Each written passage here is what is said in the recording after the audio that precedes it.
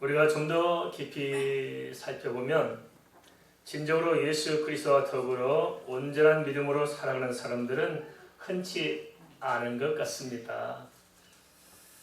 어떤 사람들은 최소한의 신앙 고백과 신앙의 정체성 자체가 불확실한 사람도 있겠지만은 그렇지 않고 예수 믿는다고 하면서도 사실 들여다보면 인격과 삶이 잘 변화되지 않고 크리스찬의 향기와 빛깔은 고사하고 오히려 하나님의 영광을 가리며 살아가는 사람들이 적지 않은 것 같습니다. 한데 이러한 교회 공동체를 향해서 에베소서 4장 13절은 이렇게 요청하고 있습니다. 우리가 다 하나님의 아들을 믿는 것과 아는 일에 하나가 되어 온전한 사람을 이루어 그리스도의 장성한 분량이 충만한 데까지 이르리니. 기독교 신앙은 나 홀로 믿는 나 혼자만의 신앙이 아니라 공동체적인 신앙입니다. 예수 믿고 구원받는 것은 일대의 개별적인 문제이지만 그러나 함께 주님을 섬기는 것은 나 혼자가 아니고 공동체 안에서 섬기도록 그렇게 말씀하셨습니다. 그 공동체를 통해서 우리는 서로가 서로를 붙들어줌으로써 한 사람은 나보던 적 없이 다 함께 구원을 이루기 원하는 것이고 같은 마음, 같은 뜻, 같은 생각을 가지고 주님을 섬겨서 하나님의 영광을 나타내기를 원하는 것입니다. 그래서 우리는 그냥 혼자 노래 부르는 것이 아니고 합창단이 함께 화합해서 좋은 곡조를 만들어내는 것처럼 교회도 그런 공동체가 되도록 주님께서는 요구하고 계신 것입니다. 에베소 4장 13절에 이어서 에베소 4장 15절은 또 이렇게 제시하고 있습니다.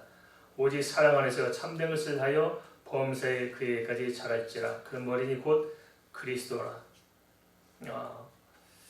우리는 그래도 불구하고 대충 이렇게 예수 믿고 살면 된다고 생각을 할 때가 있을 것 같습니다.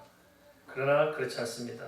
성경은 분명 우리가 예수 그리스도께서 원하는 그 자리 변화되고 성숙해서 그리스도에까지 자라도록 요청하고 있습니다. 이 말씀을 생각하면 어떻습니까? 저는 이 말씀 생각할 때 숨이 확 막히는 것 같아요. 어이구, 날마다 회개하기도 바쁜데요. 언제 내가 자라서 주님 탁 앞에까지 이룰 수 있는 것이냐. 이거 정말 가슴이 확 막힐 때가 있습니다. 하지만 그럼에도 불구하고 성경이 양보하지 않고 디모데전서 4장 7절 8절에서 언급한 바와 같이 그리스도의 장성한 분량, 하나님 앞에 보시기에 합당한 그 분량까지 계속적으로 성장하되 나만 성장한 것이 아니고 함께 신앙생활하는 공동체와 더불어 손잡고 함께 주님 앞으로 나아오라는 것입니다. 한데 왜 로마서 15장에서도 그렇지만 또 14장에서 계속해서 성경은 집중적으로 이렇게 로마서 후반절에 들어서 우리에게 이렇게 변하고 성숙하도록 자꾸 요청하면서 집요하게 파고들고 있는 것일까요? 그것은 당시 로마 교회 성도들뿐만 아니라 오늘 우리 역시도 사실 가보면 인격과 삶이 너무 엉망이기 때문에 그럴 것입니다. 당시 로마 교회도 그 타락한 세상 문화와 또 인본주의적인 이런 생각들이 팽배해 있어서 교회 공동체 안에 신앙생활을 한다지만 사실들은 하나님의 말씀으로 변하지 못하고 세상에서 너무나 지배당하고 있기 때문에 교회가 편할 날이 없었을 것입니다. 원래 그렇지 않습니까? 우리가 정말 우리 가치관이 완전히 예수로 변화되고 우리 예수의 사랑으로 완전히 변화되면 교회는 천국의 모습이 드러날 것입니다. 그런데 교회 안에서 상처받는 사람이 생기고 교회 안에서 억울해하는 사람이 생기고 교회 안에 와서 답답한 사람이 생기고 낙심한 사람이 생기고 시험이 된 사람이 생기고 이유가 뭘까요? 이것은 다 우리가 서로 변하는 모습으로서 그리스도를 따르는 모습으로서 함께 만나야 되는데 그렇지 못함으로 인해서 서로에게 가시가 있고 그 가시에 서로 상처를 받아서 그런 것이 아닌가 싶습니다. 먼저 로마서 15장 1절 3절을 살펴보면서 그렇다면 어찌할 것인가 한번 고민해 보겠습니다. 로마서 15장 1절 3절 말씀 같이 읽겠습니다. 믿음이 강한 우리는 마땅히 믿음이 약한 자의 약점을 담당하고 자기를 기쁘게 하지 아니할 것이라. 우리 각 사람이 이웃을 기쁘게 하되 선을 이루고 덕을 세우도록 할지니라. 그리스도께서 자기를 기쁘게 하지 아니하셨나니 기록된 바 주를 비방하는 자들의 비방이 내게 미쳤나이다 함과 같으니라. 로마서 15장 1절 3절은 우리가 크리스찬다운 향기와 빛깔을 드러내며 살아가기 위한 지침을 주문하고 있는데요. 그 전에 몇 가지 전제사항이 있다는 것입니다. 왜 이런 말씀을 하느냐 하는 밑바탕에 어떻게 말씀하시냐 하는 것을 밑바탕에 전제하고 있다 하는 것인데요. 이 전제하면서 우리가 이해할 때 본문이 말씀하시는 게 잘 들려질 줄 압니다. 첫째가 뭐냐? 공동체 안에서 서로의 관계를 말하고 있다는 것입니다. 신앙은 소유의 문제가 아니고 관계의 문제고 우리의 삶도 소유의 문제가 아니고 관계의 문제입니다. 좋은 관계를 통해서 좋은 신앙이 싹트는 것이고 좋은 관계를 통해서 삶의 질이 달라지게 되어 있다는 것입니다. 이런 관계를 전제해서 주님께서 말씀하신 것이고요. 두 번째는 그럼 어떻게 관계를 맺어갈 것이냐. 그것은 믿음이 강한 사람이 앞서 믿음이 약한 지체들에게 본을 보이며 섬기는 것입니다. 세상은 반대입니다. 세상은 권력을 가진 사람, 힘 있는 사람이 약한 사람을 지배하면서 다수의 약한 자를 지배를 통해서 자기 힘을 강화하고 만족해가는 것이 세상적인 방법입니다. 근데 교회는 달라요. 교회는 바뀌어집니다. 힘있고 믿음이 좋은 사람들이 반대로 더 낮아져서 약한 지체를 섬기는 것이 교회입니다. 바뀌어져야 됩니다. 그래서 교회는 진짜 상처받은 사람들, 가난한 사람들, 활보에 쓴 사람들, 정말 지치고 피곤한 사람들이 와서 사랑받는 것이 교회입니다. 믿습니까? 그런 교회가 좋은 교회입니다. 그렇게 만들어가야 됩니다. 그래서 교회는 흉어물이 없고 약함을 드러내도 그것을 인해서 내가 부끄럼 당하지 않고 나의 상처를 드러내도 그것을 인해서 비판받지 않고 오히려 그를 통해서 사랑을 받고 변화되고 성숙하면서 주 안에서 함께 어울려지는 그런 공동체가 교회인 것입니다. 세 번째는 예수 그리스도를 본받아서 주님과 같이 달하는 것입니다. 우리는 끊임없이 성장하고 성숙해 가야 합니다. 이런 점을 생각할 때 우리는 서로가 서로에게 뭘 비판하고 판단할 게 없는 것 같습니다. 다 주님 앞에 서면은 부족하잖아요. 그렇죠? 부족해요. 저도 늘 이야기합니다만 새벽마다 와서 가장 많은 기도가 늘 회개 기도합니다. 회개예요. 늘 회개합니다. 이렇게 생각하면 또 어떤 분들은 그런 생각할 수 있을 것 같습니다. 우리 목사는 세상 살 때 엄청 죄를 막 저지르고 다니고 살고 제가 친인가 보다 특인가 보다 이렇게 생각하시는데 사실 그건 아니에요. 제가 하나님 앞에 살아보려고 너무 부름치거든요. 정말 몸부치는데 새벽에 와서 탁 하나님 앞에 서면은 다 도망가고 제 허물이 너무 크게 보입니다. 아휴 어쩜 좋고.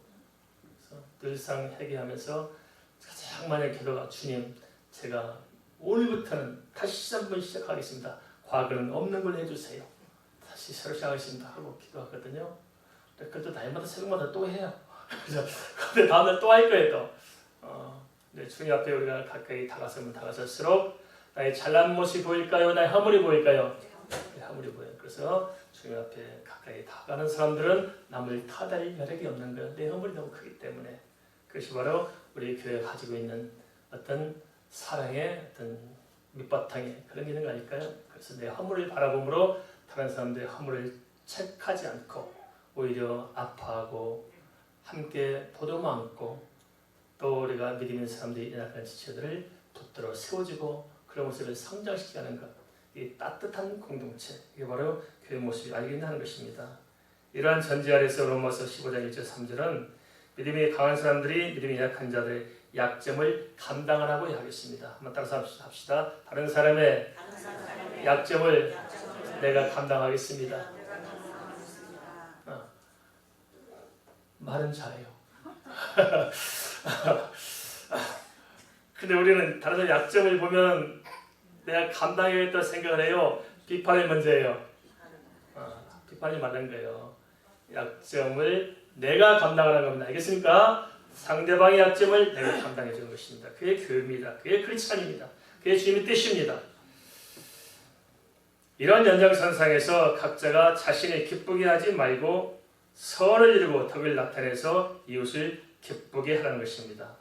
그러면 믿음의 약한 자들이 나와 더불어 함께 성장할 수 있는 것입니다.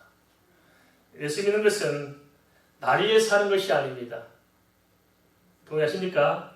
세상 사람들은 나를 위해서 살아가요. 내가 출세하고 내가 성공하고 내가 행복하고 내가 잘나고 내가 대접받고 내가 부유하고 그러나 예수 믿는 삶은 아닙니다. 하늘의 미랄이 되어서 내가 썩어짐으로 다른 사람들을 살리는 것입니다. 나를 통해서 누군가가 주님을 알고 나를 통해서 다른 누군가가 행복해지도록 살아가는 것, 그것을 주님께서는 원하신 것입니다. 근데 그렇게 살아갈 때 삶이 또 풍요롭게 되고 삶에 기쁨이 있는 것입니다. 경험상 알 수 있겠죠, 그죠? 받는 사랑이 아무리 크지만은 주는 사랑만처럼 그렇게 행복하지 못해요. 그래서 우리는 믿음이 약한 자들을 붙들어 함께 성장해야 되는데 사실 믿음이 약한 사람들은 많은 어려움이 있잖아요. 사실 들어가보면 그죠? 한편으로는 개인적인 실수와 허물이 많을 수 있어요.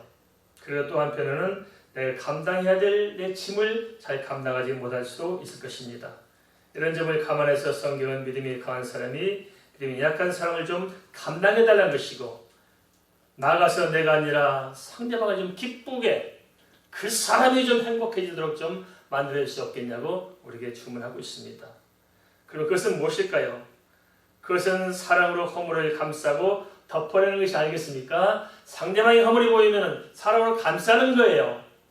정작으로 허물을 가지고 사는 사람들은 얼마나 힘들까요? 고통스럽지 않겠습니까? 그런데 거기다가 그냥 가시를 들이대고 상처를 더 주게 되면 어떻게 세상을 살아갈 수 있을까요?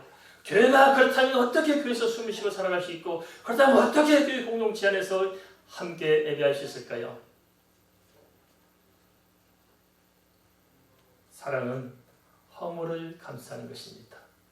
허물을 감싸야 됩니다. 허물을 덮어주면서 사랑으로 성숙시킬 수 있는 우리가 좀 그렇게 큰 믿음의 사람들이 되기를 주의 이름으로 축원드립니다. 그래도 불구하고 우리는 참 실수를 많이 해요. 믿음이 좋다는 사람들은 실수가 없을까? 아니요, 더 많은 경우가 있습니다. 한 번은 믿음이 좋다는 것 때문에 오래 신앙생활 했다는 것 때문에 너무 말을 함부로 해요. 함부로 가르치고 함부로 내뱉고 함부로 그냥 앞서서 일을 하셔가는데 사실 믿음이 약한 입장에서 볼 때는 그것이 도움이 안 되고 상처가 될 수 있습니다. 알겠습니까? 조심해야 됩니다. 말 한마디가 얼마나 큰 파장을 불러오는지 우리는 경험상 잘 알 수 있을 것입니다. 따라서 영혼을 소중히 여긴다는 것이 어떤 것인지 우리가 좀 더 깊게 생각해보고 크리스찬으로서 내가 이 땅에 살아가면서 어떻게 살아야 되는 것인지 좀 더 주님 앞에 가까이 서서 좀 더 깊게 살아간다면 내 자신의 인생뿐만 아니라 더불어 사는 사람들의 삶이 더 풍성하게 될 줄 믿습니다. 마태복음 10장 30절 이렇게 말씀하고 있습니다. 그러나 먼저 된 자로서 나중되고 나중된 자로서 먼저 될 자가 많으니라. 저는 이 말씀이 무슨 말씀인지 잘 이해가 되더라고요. 어떤 교회는 그런 교회가 있다고 하더라고요. 그 교회 출신이 담임 목사가 됐는데 그 담임 목사를 주일학교 때 가르쳤던 교사 선생님이 그 교회 집사님이세요. 그런 경우가 있죠. 저게 꼬맹인데 내가 그냥 말하는 대로 빼들빼들 막 군밤 주고 막 했는데 저것이 학교 우리 담임 목사님 오셨어요. 있어요 없어요? 있어요. 나중된 자가 먼저 됐잖아요. 그래서 우리가 이렇게 목에 힘줄 거 없습니다. 그리고 그것이 싫은 것이 아니고 정말 내가 가르친 제자가 내 이에 올라서서 또 나에게 말씀을 전한 자리에 있을 때 나도 기쁘잖아요. 그죠? 이게 우리 크리스찬의 삶입니다. 나보다 연약한 자를 잘 하나님께서 내 이에 세우시는 그런 사람이 얼마나 멋있어요. 그죠? 그게 바로 우리 크리스찬 공동체 해야 될 일 아닌가 싶습니다. 그럼 어떻게 해야 믿음이 약한 사람들을 우리가 용납할 수 있을까요? 히브리서 10장 3절은 이렇게 권면하고 있습니다. 너희가 피곤하여 낙심하지 않게 하여 죄인들이 같이 자기에게 거역한 일을 참으신 일을 생각하라. 제가 처음 신학교 하실 때 구약학 교수님이 계신데요. 구약학 교수님의 그 교수 연구실 앞에 탁 쪽지가 붙어 있더라고요. 그게 뭐냐면 바로 이 히브리서 10장 3절 말씀을 딱 붙이고 그분이 이렇게 교수생활 하셨던 것 같아요. 그분은 장애인이셨거든요. 목발 짚고 다니세요. 그런데 목발 짚고 다니면서 어려서부터 그 장애 가지고 얼마나 마음의 상처가 많고 힘든 게 많고 그랬을까요? 그것을 잘 이겨온 거예요. 그래서 바라보면서. 그래서 그 인생관의 어떤 한 면을 보시는 말씀이 히브리서 3장 말씀. 너희가 피곤하여 낙심하지 않게 하여 죄인들이 같이 자기에게 거역하신 일을 참으신 일을 생각하라.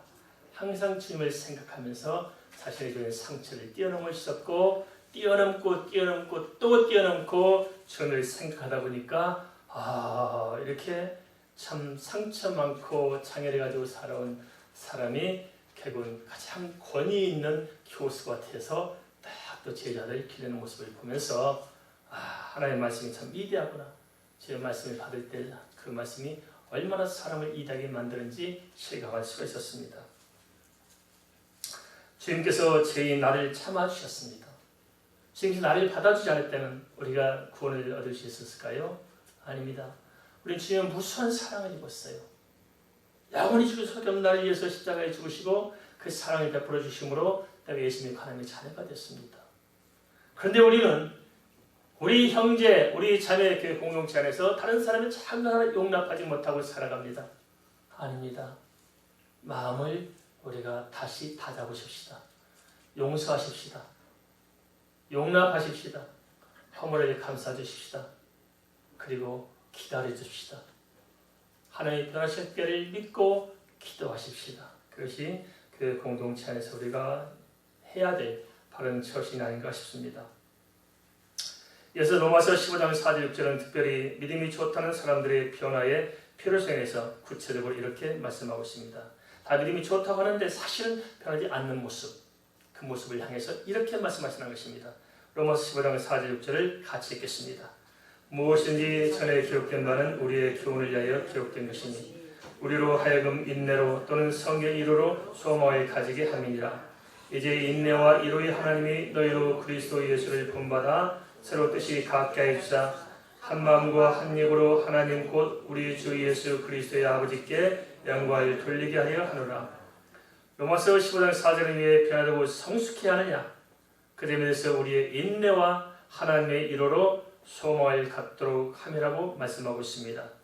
그리고 로마서 15장 5절에서 다시 인내와 이로를 언급하고 있습니다. 그러므로써 로마서 15장 6절은 아버지 하나님께 영광을 돌릴 수 있다는 것입니다. 이는 우리의 인내와 하나님의 이 이로가 하나로 연결되어 있음을 볼 수 있습니다. 하나로 연결되어 있습니다. 믿음이 강한 사람이, 앞서 예수 믿은 사람이, 처음 예수 믿는 사람, 또 앞선 인생을 살았던 세대가 다음 세대 사람들을 믿음으로 받아주다 보니까 참아야 할 부분이 많이 생기잖아요. 그죠? 막 인내주고 참아서 잘 받들어 섬기는 것이 쉽지 않지만 그렇게 할 때 그 안에 뭐가 있느냐? 하나님께서 내게 베풀으신 은혜가 이로가 있다는 것입니다. 믿습니까? 내가 희생하고 헌신하는 것에 못지않게 하나님의 큰 은혜가 있는 것입니다. 말하자면 우리가 본전을 투자하지만 본전보다 이자가 훨씬 많아진 것입니다. 하나님의 베푸신 은혜가 크다. 우리는 가끔 이렇게 은혜 달라고 기도합니다. 하나님 나중에 은혜 좀 주세요. 은혜 좀 주세요. 근데 삶의 은혜를 담아내지 못합니다. 정말 나는 희생하지도 아니하고 다른 사람을 사랑하지도 아니하고 뭔가 봉사하지도 않고 뭔가 섬기지도 않으면서 그냥 철저히 나의 자신의 어떤 이고이즘, 나의 어떤 철저한 이기심만 가지고 그 이기심을 가지고 하나님 협박해서 어떤 데 어떤 뭔가를 만족하려고 하는 것입니다. 그래서 은혜 받지 못합니다. 내가 은혜가 너말라 있다는 성도들 한번 생각해 보세요. 은혜는 희생에서 나옵니다. 그게 중요한 은혜입니다. 동의하시죠? 내가 희생하고 사랑하고 베풀 때 그 안에 내가 이제 알지 못했던 깊은 은혜가 그 안에 있다는 것입니다. 성경은 참 역설적입니다. 세상의 가치와는 전혀 다릅니다. 세상은 내가 남들을 지배하고 착취하고 뭔가를 쟁취해줄 때 기분이 좋을 수 있지만 아닙니다. 그렇게 살아가니까 인생은 허망한 것이고 그렇게 살기 때문에 인생이 기쁨이 없고 그 마음이 늘 불안하고 초조한 것입니다. 그러나 우리가 조금만 한 걸음 물러서서 주님을 바라보고 남들을 좀 인내해주고 기다려주셨다면 참된 기쁨과 감사와 평안이 주로부터 올 줄 믿습니다. 사람이 언제 철이 들고 언제 부모 마음을 알까요? 물론 다 그런 거 아니겠지만 그런 것 같습니다. 대체로 남자는 장가를 가고 여자는 시집을 가서 꼭 자기 닮은 새끼를 하나 낳아가지고 길러볼 때 철이 들어요. 그죠? 그래서 그렇잖아요. 우리도 부모가 그러잖아요. 새끼를 속썩이면 덜도 말고 더도 말고 꼭 너 같은 새끼가 나와서 길러봐라. 그럼 내 속을 알 것이다. 그러잖아요. 근데 새끼 나서 길러보니까 부모 마음을 알겠더라고요. 저도 마찬가지였습니다. 제가 뭐 이렇게 지금 목사가 되어서 이렇게 좀 괜히 이렇게 그냥 감정이 사랑할지 보일지 모르지만 저 같은 인간이 없었습니다. 부모 속썩이기로는 아주 유명했습니다. 우리 부모님 어떻게 사신다고 했어요? 저 같은 자식 기르면서. 근데 제가 새끼를 길러보니까 부모 마음을 알겠더라고요. 이럴 수 있겠구나. 그래서 영적인 일도 마찬가지일 것입니다. 우리가 연약한 지체들을 내 영적인 자식으로 삼고 섬기며 가르칠 때, 그들에 대해서 내가 봉사하고 헌신할 때 내가 영적으로 성장하는 것입니다. 따지고 보면 그래서 내가 봉사하고 헌신할 것보다도 신격한 은혜가 훨씬 흘러 넘치게 되어 있습니다. 중요한 것은 그럴 때 우리에게 약속된 궁극적인 믿음의 소망이 넘치게 되는 것이고 또 하나님의 영광이 드러나는 것이 아니겠느냐 하는 것입니다. 성숙한 크리스찬의 모습이란 어떤 것일까요? 어떤 게 성숙한 크리스찬의 모습일까요? 그런데 고민해보지 않겠습니까? 성숙한 크리스찬으로 산다는 게 무엇일까요? 그것은 주님의 말씀에 대한 통찰력을 키워서 영적인 안목이, 바라본 안목이 좀 깊어지고 넓어진 것이고 받은 바 주의 은혜를 감사해서 우리의 사랑의 울타리 좀 넓혀가는 게 아닐까요? 좀 넓혀가야 됩니다. 예수 믿는 것이 얼마나 역동적인 것입니까? 예수 믿는 것이 정말 생명이 흘러 넘치는 것입니다. 예수 믿는 것은 정말 이단 혁명입니다. 과거, 현재, 미래를 다 바꿔내는 것이 예수 믿는 것입니다. 내 생각을 바꾸고 이 시대와 역사를 바꾸고 문화를 바꾸고 가치관을 바꾸고 세계관을 바꿔내게 하는 것이 바로 예수 믿는 것입니다. 어둠을 물리치고 빛을 비추는 것이 예수 믿는 것입니다. 모든 죄와 사망을 깨뜨리고 부활과 영생의 길로 인도하는 것이 예수 믿는 것입니다. 우리 혁명적이고 역동적이고 생명이 차고 넘치는 이 예수를 믿으면서도 우리는 삶에 아무런 변화가 없다면 그게 문제가 아닐까요? 술을 마셔본 사람 있습니까? 술 마시면서 손 들어보세요. 술 취하 정신 잃어버려서 손 들어보세요. 약간 이럴 때는 우리가 좀 이중적인 것 같아요. 저도 살면서 제가 술을 엄청 마셨습니다. 얼마나 마시냐면 한 24시간을 넘게 술자리에서 술 마신 적도 있었습니다. 그리고 깨어나 보니까 3일이 지났더라고요. 군대에서도 제대한다고 이 군대에서 파티 해줬는데 얼마나 술을 많이 먹였는지. 우리 앞에가 북한이거든요. 그래서 제가 북한을 넘어가려다 붙잡혔다고 그때요. 술 취해가지고 제대로 않고 그리고 술이 안 깨어도 한번도 제대도 못할 뻔했습니다. 왜 이런 말씀 드리냐? 술에 취하니까 나를 사로잡는 게 뭐냐? 술이 사로잡습니다. 그죠? 내 정신이 아니에요. 술이 사로잡아요. 그런데 술이 셀까요? 성령이 셀까요? 우리는 성령 받았는데 사실상 내 마음대로 살아요. 성령 받은 겁니까? 안 받은 겁니까? 안 받은 거예요. 술 취한 것보다도 성령을 받아서 성령의 죄 살면은 성령이 우리를 이끌어갈 수 있습니다. 이게 신고 사는 것 같습니까? 이런 역동적인 것으로 내 자신을 뛰어넘어서 하나님의 은혜 안에서 살아가는 것, 믿음으로 사는 것이 예수 있는 것인데 우리가 가본 불신자와 다를 바 없이 살아감으로 우리 속에 은혜가 메마르고 자꾸 우리가 연민에 빠질 수 있습니다.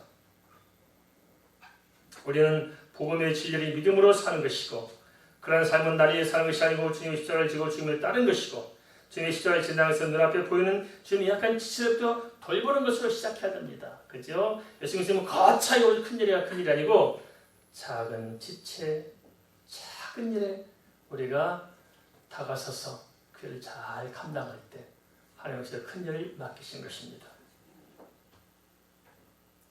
마음을 풀지 못하고 생각을 고치지 못하면 그런 사람에게는 소망이 없습니다. 내 마음을 고치십시다. 마음을 넓히십시다. 사랑의 범위를 키워내십시다. 나만 하면 인생이 참 비참해져요. 그죠? 메말라갑니다. 내 생각 고집해 보세요. 피폐해져요. 그죠? 예수님 사람들, 은혜가 없는 사람들 왜 그럴까요? 철저히 자기 이기심에 사로잡힌 사람들이 많습니다. 벗어나야 돼요. 그런 내 자신의 어떤 이기심, 나라는 이 울타리를 깨뜨리고 밖으로 나와야 됩니다. 병아리가 되기 위해서는 나를 감싸고 있는 이 껍질, 달걀의 껍데기를 깨고 나와야 내가 새 생명으로 잉태할 수 있는 것입니다. 우리는 껍질을 깨지 않으면서 껍질 속에 갇혀 살면서 우리는 껍질 밖의 세상을 꿈꿀 때가 많습니다. 아닙니다. 껍데기를 깨고 나오시 바랍니다. 알겠습니까? 지난날에 어떻게 살아왔든 무슨 생으로 살아왔든 어떻게 살아왔든 나에게 주는 껍데기를 깨고 나와야 그 안에 진리가 있고 그 안에 자유가 있습니다. 예수님은 괜찮습니다. 내가 어떻게 살아왔든 무슨 문제가 있든 어찌하든지 상관없는 겁니다. 끝났습니다. 예수 안에서 치유되고 예수 안에서 회복되고 예수 안에 소망이 있고 예수 안에 비전이 있고 다시 시작하면 되는 것입니다. 할렐루야. 다시 시작합시다. 자, 우리 인사합시다. 다시 시작합시다. 다시 시작하면 되는 것입니다. 할렐루야. 믿습니까? 거기서 나오는 것이 예수 있는 것입니다. 그걸 나오도록 하는 것이 하나님의 능력인 것입니다. 마음을 풀어야 됩니다. 나의 벽을 좀 깨야 됩니다.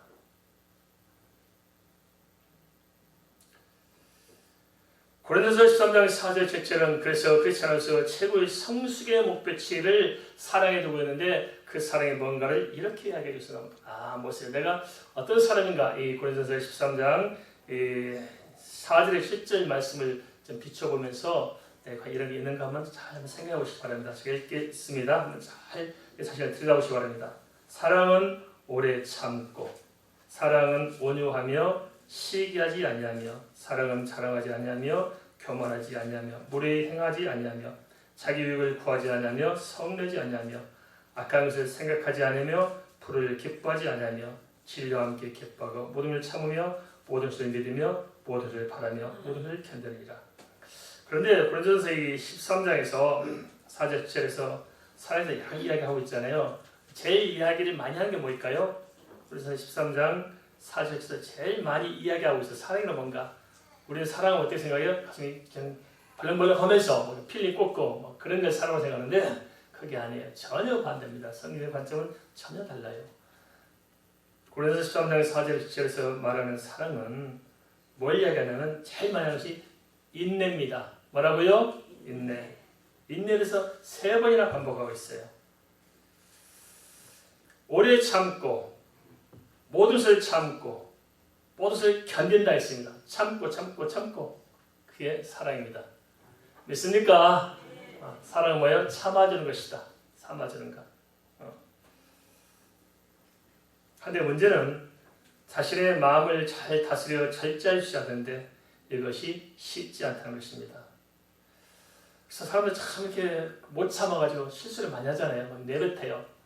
실컷 내뱉던 사람 있잖아요. 막 그냥 앉혀놓고 죽이려면 살려면 내뱉고 하고 하는 말이 딱 돌아서 나는 뒤끝은 없는 사람이야 그러잖아요. 그럼 자기는 뒤끝이 없지만 그 말을 듣는 사람은 뒤끝이 있어 없어요? 이게 문제예요. 그죠? 입부터 잘 다스리십시다. 할렐루야. 입이 방정이에요. 못 참아가지고 실수 많이 해요. 잘 다스려야 됩니다.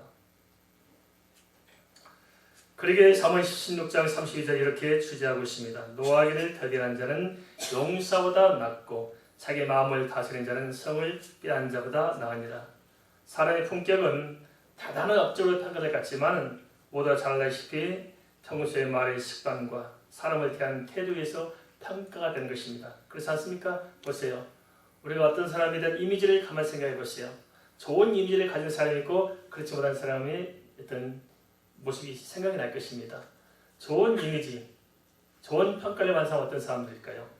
대단한 일을 해서 평가받는 것이 아니고 작은 것들, 평소에 말하는 습관들, 그리고 사람을 대하는 진지한 태도들, 그게 작은 것이지만 그런 것들이 쌓여서 자신의 이미지를 만들어내고 자신의 삶의 밑바탕을 잘 형성하고 있습니다.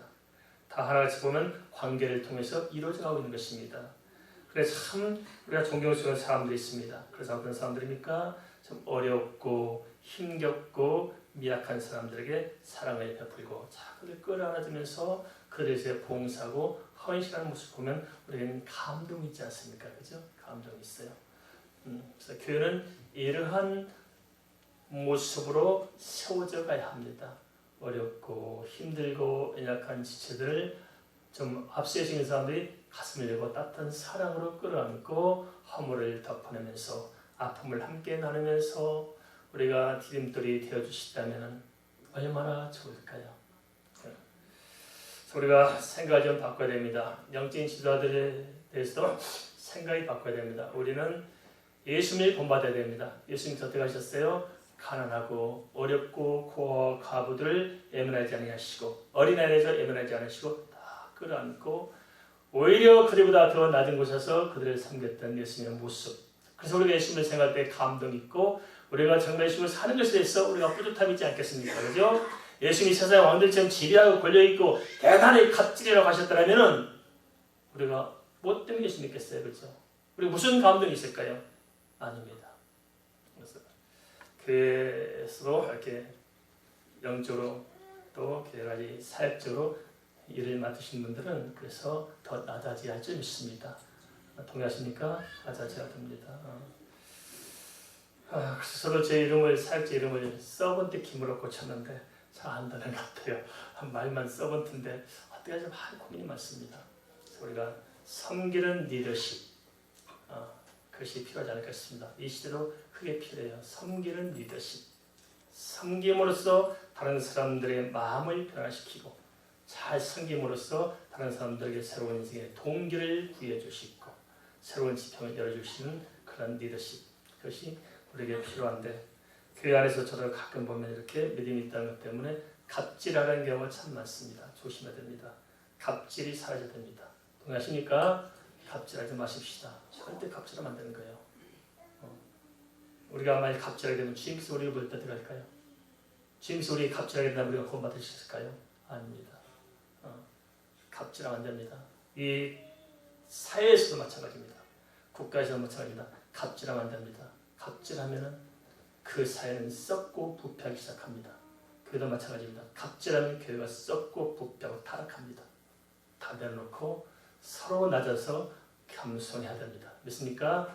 특별히 지체 중에서 연약한 지체, 상처받은 지체, 가난한 지체, 힘겨운 지체, 세상에서 알아주지 않는 지체, 무시하기 족한 사람들처럼 보이는 사람들, 우리가 그들을 더 잘 섬김으로써 우리가 하나님의 사람인 것을 나타내고 그를 통해서 우리가 은혜를 넓혀가야 합니다.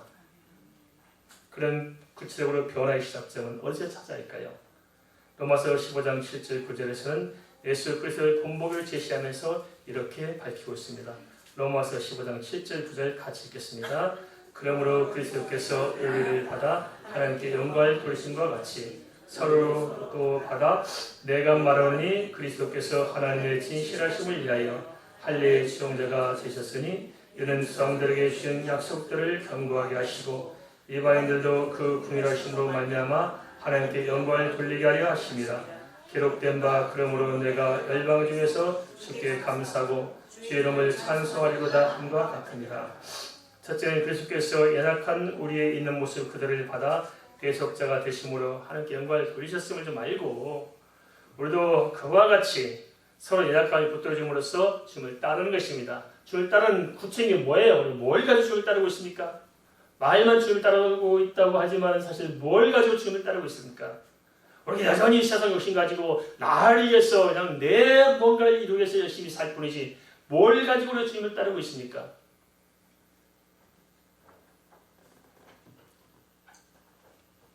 세상에 연약한 한 부분, 공동체 안에서 연약한 지체라도 내가 붙들어줄 때 우리는 거기서부터 주님을 따르는 삶이 일려지지 않겠습니까?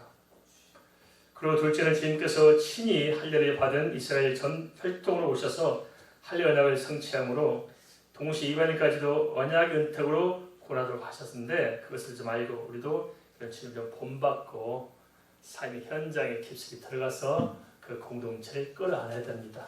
끌어안아야 됩니다. 알겠습니까? 끌어안으십시오. 이렇게 가슴으로 품어야 됩니다. 목회도 그런 것 같아요. 저는 뭐 30대부터 시작해 30대, 40대, 50대, 60대 이렇게 목양을 지났는데 나이가 들어야 생각이 좀 바뀌어지더라고요. 뭐가 달라지냐? 30대 젊은 날들은 저는 머리로 목회를 해요. 머리로. 뭐 새로운 프로그램, 어떤 지식적인 것 이런 것이 좀 이렇게 앞서시는데 인생을 살아보면서 이런 말씀을 송구하기도 뭐 이렇게 나이 드는 녀석들이 송구한데 인생을 살아보면서 이런 일 저런 일 겪으면서 다 보고 이제 목회 후반전에 들어서서 이제 목회를 정리할 입장에 딱 들어서 보니까 이제 좀 보이기 시작하는 게 있어요. 왜냐하면 목회는 머리로 하는 것이 아니고 가슴으로 하는 거더라고요. 가슴으로. 사랑으로. 그죠? 인생도 그렇습니다. 젊었을 때는 뭔가 업적을 이루고 뭔가 성취하면 될 줄 아는데 이제는 인생의 어느 의미에서는 후반전에 접어들다 보니까 인생이 무엇인가를 다시 생각하고 이전에 보지 못한 점들이 보이기 시작한 것 같아요. 그래서 뭐냐면 인생은 그렇게 사는 게 아닌데 그죠? 좀 더 따뜻한 가슴으로 주변 사람과 더불어서 따뜻하게 살아가는 것이 맞는 건데 놓친 부분이 참 많구나 싶습니다. 그리고 종교 목사로 살아오면서도 제 자신을 많이 채찍질하게 됩니다. 돌아보니까 참 제 실수함이 많았더라고요. 돌아보니까 내가 너무나 이렇게 좁았구나. 좀 머리를 좀 넓혀서 하나님 말씀으로 좀 크게 좀 바라보고 가슴을 열어서 더 큰 사랑으로 좀 이렇게 했으면 좋았을 텐데 결국은 내가 너무 부족했고 연약했구나 하는 생각을 많이 갖게 됩니다. 허물이 참 많습니다. 근데 또 감사한 것은 이런 목사를 안 쫓아내고 또 목사라고 쉬고 또 붙들기는 성도들이 참 대단하신 것 같아요. 참 감사합니다. 감사해요. 네. 우리가 때로는 마음이 옹졸해질 수가 있고 때로는 우리가 낙심되고 때로는 주저앉을 수 있습니다만은 그럴지라도 조금만 마음을 넓히고 인생의 종말론적인 정부에 서서 우리 삶을 다시 되돌아본다면 우리가 후회 없는 삶을 살지 않겠느냐 싶습니다. 인생은 참 짧습니다. 사랑하기에도 짧은 생애 우리는 얼마나 많이 망치며 살아가고 있는지 말할 수 없습니다. 특별히 교회 공동체 안에서 그렇습니다. 연약한 지체들, 세상에서 의지할 곳 없는 사람들, 마음의 상처들, 가난한 것들, 병든 것들, 그리고 방황하며 애쓴 것들. 저마다 자기 인생의 호수에서 눈물 짜고 있는 사람들. 그 사람들이 마음 편히 와서 예배하고 마음 편히 사랑받고 마음 편히 자기 뜻을 이룰 수 있는 그런 공동체. 이것을 만들어가는 것이 하나님의 선하고 뜻을 이루는 것이 아니겠습니까? 그죠? 좋은 교회, 이름만 좋은 교회가 아니고 진짜 좋은 교회를 만들어 가십시다. 그래서 어떻게 시작하자고요? 연약한 지체를 사랑하는 것으로 시작해서 우리 좋은 공동체를 좀 더 발전시킬 수 있도록 한 걸음씩 내딛기를 주의 이름으로 축원을 드립니다. 말씀과 함께 기도하겠습니다.